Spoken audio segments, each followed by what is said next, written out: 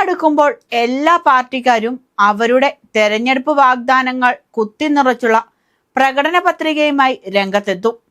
Polling ബൂത്തിലെത്തുമ്പോൾ ജനങ്ങൾ തങ്ങളെ തിരഞ്ഞെടുക്കാൻ വേണ്ടുന്ന എല്ലാ തരം ഓഫറുകളും എല്ലാ പാർട്ടിക്കാരും നിരത്തും. ഇതൊക്കെ സത്യമാണെന്ന് കരുതി കുറെ പാവങ്ങൾ ഈയാൻ പാറ്റകളെ പോലെ അതിൽ ചെന്ന് വീഴും.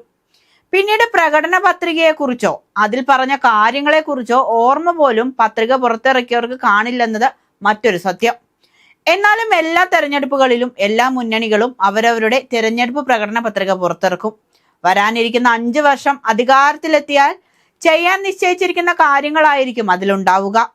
അങ്ങനെ സംസ്ഥാനത്തെ ജനങ്ങൾ ഏറെ ആകാംക്ഷയോടെ കാത്തിരുന്ന UDFന്റെ പ്രകടന പത്രിക പുറത്തിറങ്ങിയിരിക്കുകയാണ്. കോൺഗ്രസ് പ്രസ്ഥാനത്തിലെ പുരുഷ കേസരികളെല്ലാം ചേർന്ന് വളരെ ആഘോഷപൂർവ്വം പുറത്തിറക്കിയിരിക്കുന്ന പത്രികയിൽ പറഞ്ഞിരിക്കുന്ന വാഗ്ദാനങ്ങൾ എന്തൊക്കെയാണെന്ന് നോക്കാം. ഇന്ദിരാ ഗ്യാരണ്ടി അടക്കം നിരവധി വാഗ്ദാനങ്ങളാണ് UDF പ്രകടന പത്രികയിലുള്ളത്.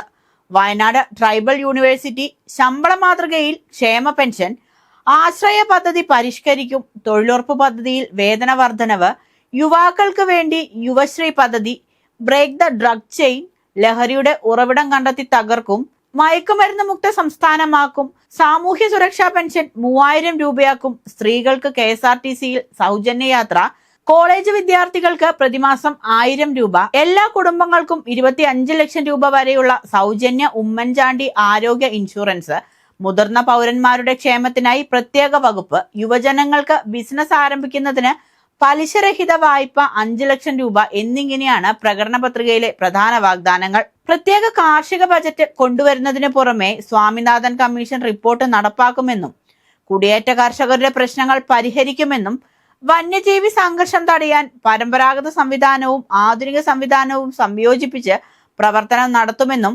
മത്സ്യബന്ധന മേഖലയിലുള്ളവർക്ക് പ്രത്യേക ഭവന പദ്ധതി നടപ്പാക്കുമെന്നും മത്സ്യത്തൊഴിലാളികൾക്ക് ഡീസൽ സബ്സിഡി ഉറപ്പാക്കുമെന്നും SC/ST വിഭാഗങ്ങൾക്ക് വേണ്ടി പ്രത്യേക റിക്രൂട്ട്മെന്റ് നടപ്പാക്കുമെന്നും പറയുകയാണ് UDFന്റെ പ്രകടന പത്രിക. കൂടാതെ തിരുവനന്തപുരം, കോഴിക്കോട് നഗരങ്ങളിൽ മെട്രോ പദ്ധതി കൊണ്ടുവരുമെന്നും പ്രവാസി പദ്ധതിയിൽ അംഗമാകുന്നതിനുള്ള പ്രായപരിധി എടുത്തു കളയുമെന്നും സംസ്ഥാനത്ത് മദ്യത്തിന്റെ ഉപയോഗം നിയന്ത്രിക്കുമെന്നുമാണ് UDFന്റെ പ്രകടന പത്രികയിൽ പറയുന്നത്. ഈ തീരുമാനം മദ്യപിക്കുന്ന വോട്ടർമാർക്ക് എത്രത്തോളം ഇഷ്ടപ്പെടുമെന്ന കാര്യം അറിയില്ല. ബാറുകൾ പൂട്ടാൻ പെട്ടെന്ന് നടപടി സ്വീകരിച്ചാൽ അത് ലഹരി ഉപയോഗം കൂട്ടും. അതുകൊണ്ട് സാമൂഹ്യ വശം കൂടി പരിശോധിച്ചായിരിക്കും കാര്യങ്ങളുടെ തീരുമാനമെന്ന് പത്രികയിൽ പറയുന്നു. ഏറ്റവും കൂടുതൽ ദാരിദ്ര്യം അനുഭവിക്കുന്നവരെ കണ്ടെത്തി UDFന്റെ മുൻകാല പദ്ധതിയായ ആശ്രയ പദ്ധതി പരിഷ്കരിച്ച് നവ ആശ്രയ പദ്ധതി ആരംഭിക്കുമെന്നും അന്ത്യോദയ പിങ്ക് റേഷൻ കാർഡ് ഉടമകളെ കണ്ടെത്തി ദാരിദ്ര്യ നിർമ്മാർജ്ജനം ചെയ്യാൻ പ്രത്യേക കർമ്മ പദ്ധതി ആവിഷ്കരിക്കുമെന്നും സംസ്ഥാനമെമ്പാടും ഇന്ദിരാ ക്യാൻറ്റീൻ സ്ഥാപിച്ച് കുറഞ്ഞ നിരക്കിൽ ഭക്ഷണം ലഭ്യമാക്കുമെന്നും അർഹരായവർക്ക് പ്രയോറിറ്റി റേഷൻ കാർഡ്, സൗജന്യ റേഷൻ എന്നിവ നൽകുമെന്നുമുള്ള വാഗ്ദാനങ്ങളാണ് UDF അവരുടെ പ്രകടന പത്രികയിൽ പറയുന്നത്. UDF പുറത്തിറക്കിയ തെരഞ്ഞെടുപ്പ് വാഗ്ദാനങ്ങളുടെ നീണ്ട നിര വന്നപ്പോൾ തദ്ദേശ തെരഞ്ഞെടുപ്പിനിറക്കിയ പ്രകടന പത്രികയുടെ പൊടി പോലും ഇല്ലല്ലോ എന്ന് കളിയാക്കുന്നവരുമുണ്ട്. അതിനിടയിൽ എല്ലാ പാർട്ടിക്കാരും അവരുടെ പ്രകടന പത്രിക പുറത്തിറക്കിയപ്പോൾ അതിൽ പ്രകടമായൊരു സാമ്യത്തെ എടുത്തുകാട്ടി സൈബറിടങ്ങളിൽ ചർച്ചകളും നടക്കുന്നുണ്ട്. പ്രകടന പത്രിക പുറത്തിറക്കാൻ മരുന്നിന് പോലും ഒരു പാർട്ടിക്കാരും തങ്ങളുടെ സ്ത്രീ സാന്നിധ്യങ്ങളെ ഉൾക്കൊള്ളിച്ചില്ലെന്നതാണ് ആക്ഷേപം.